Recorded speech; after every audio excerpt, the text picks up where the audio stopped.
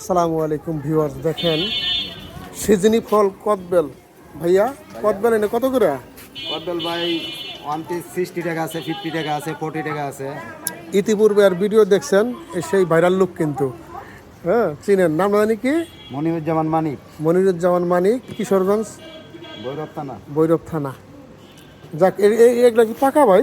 হ্যাঁ, এই কটা আছে, কিছু কাঁচা পাকা আর কি, আর ওটি কাঁচা। এডি কাঁচা কাঁচাগুলো কত করে বেচতেছেন? এই কাঁচাগুলো একই দাম, কত করে? 50 টাকা পিস, 60 টাকা। 50 টাকা, 60 টাকা। দেখ, এডি তো মোটামুটি খাওয়ার হয়েছে, তো না? হ্যাঁ হ্যাঁ, এগুলো এখন একটু খাওয়ার মানে এনে রোদ্রে যত গরম হবো তত পাকবে। কত পাকবে। যাই হোক, সিজনি কদবেল খুব একটা উপকারী ফল।